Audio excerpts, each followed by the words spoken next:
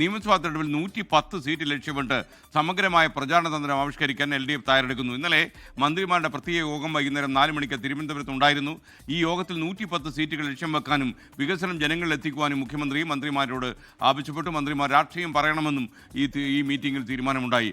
R Sreejith വിവരങ്ങളുമായി ചേരുന്നു തിരുവനന്തപുരത്ത്. ശ്രീജിത്ത്, വിശദാംശങ്ങൾ പറയൂ. Welcome back to morning show. SKN, good morning. മുഖ്യമന്ത്രി ഇന്നലെ വിളിച്ചു ചേർത്ത മന്ത്രിമാരുടെ പ്രത്യേക യോഗത്തിലാണ് സംസ്ഥാനത്ത് 110 സീറ്റ് ലക്ഷ്യമിട്ടുള്ള പ്രവർത്തനങ്ങൾ ആരംഭിക്കാനുള്ള ഒരു കർമ്മ പദ്ധതി അവതരിപ്പിച്ചത്. 3.5 മണിക്കൂർ നീണ്ട യോഗത്തിൽ മുഴുവൻ സമയം മുഖ്യമന്ത്രി പങ്കെടുത്തു.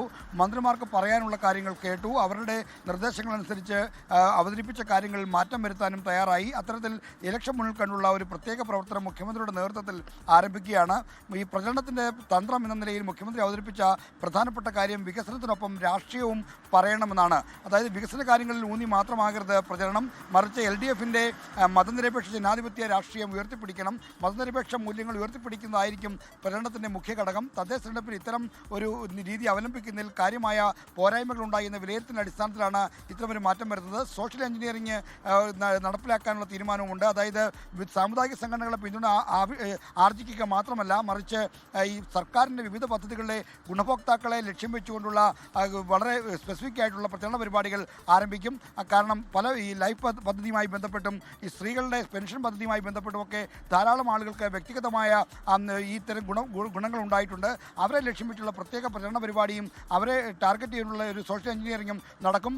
നേരിയ മാർജിനിൽ പരാജയങ്ങൾ നിർണ്ണയിക്കുന്ന മണ്ഡലങ്ങളിൽ ഇത്തരത്തിലുള്ള ഇടപെടൽ ഗുണം ചെയ്യുമെന്നാണ് മുഖ്യമന്ത്രി അവതരിപ്പിച്ചിരിക്കുന്ന കാര്യം. ഇതോടൊപ്പം തന്നെ പ്രചരണ രംഗത്ത് പുതിയ സാങ്കേതികവിദ്യ പരമാവധി ഉപയോഗിക്കാനുള്ള തീരുമാനവും എടുത്തിട്ടുണ്ട്. ഈ സോഷ്യൽ മീഡിയ ടീമിൻ്റെ പ്രവർത്തനം ശക്തിപ്പെടുത്തും. പാർട്ടിയുടെയും മുന്നണിയുടെയും സോഷ്യൽ മീഡിയ സംവിധാനത്തിനപ്പുറത്തേക്ക് പ്രൊഫഷണൽ സംവിധാനത്തിൻ്റെ സഹായം കൂടി തേടാനുള്ള തീരുമാനം എടുത്തിട്ടുണ്ട് എന്ന കാര്യം മുഖ്യമന്ത്രി പ്രഖ്യാപിച്ചു. സർക്കാരിൻ്റെ വികസന നേട്ടങ്ങൾ ജനങ്ങളിൽ എത്തിക്കാനായിട്ടുള്ള മാർഗങ്ങളുടെ ഭാഗമായി PRDയുടെ പ്രവർത്തനം കൂടുതൽ കാര്യക്ഷമമാക്കും. PRDയുടെ ഇത്തരം പ്രചരണ പ്രവർത്തനങ്ങൾക്ക് മേൽനോട്ടം വഹിക്കാൻ ഒരു മന്ത്രിസഭാ ഉപസമിതി രൂപീകരിക്കുമെന്നും മുഖ്യമന്ത്രി ഇന്നലെ മന്ത്രിമാരെ അറിയിച്ചിട്ടുണ്ട്. അടുത്ത മന്ത്രിസഭാ യോഗത്തിലായിരിക്കും മന്ത്രിസഭാ ഉപസമിതിക്ക് രൂപം നൽകുക. ഇതോടൊപ്പം തന്നെ മുഖ്യമന്ത്രി പ്രവർത്തന രീതിയെക്കുറിച്ചും ശൈലിയെക്കുറിച്ചും ഒക്കെ തന്നെ ചില വിമർശനങ്ങൾ ഉയർന്നു. അദ്ദേഹം ഒറ്റയ്ക്ക് തീരുമാനമെടുക്കുന്നു, മറ്റുള്ളവരുമായി ഷെയർ ചെയ്യുന്നില്ല, ഈ രീതിയിലൊക്കെയുള്ള പ്രചാരണങ്ങൾ വരികയുണ്ടായി. ഈ കാര്യത്തിൽ ഒരു നിലപാട് മാറ്റം ഉണ്ടാകുമെന്ന രീതിയിലുള്ള സൂചന വരുന്നുണ്ടല്ലോ, അതിനെക്കുറിച്ച് എന്താ പറയാനുള്ളത്?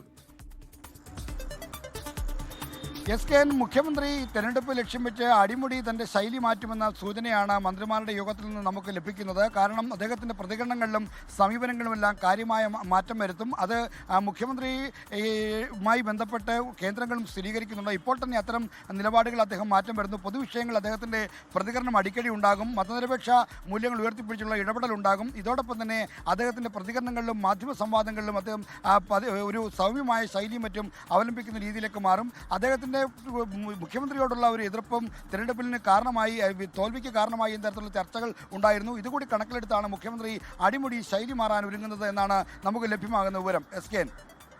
Okay, thank you. ആർ ശ്രീജിത്താണ് വിവരങ്ങളുമായി നമുക്കൊപ്പം ചേർന്നത്. ലോകത്തെവിടെയായാലും ഏത് സമയത്തും 24 വാർത്തകളും ഓഗ്മെന്റഡ് റിയാലിറ്റി പാക്കേജുകളും എക്സ്പ്ലെയിനറുകളും വിശദമായി കാണാൻ ഞങ്ങളുടെ YouTube ചാനൽ നിങ്ങൾക്ക് സബ്സ്ക്രൈബ് ചെയ്യാം.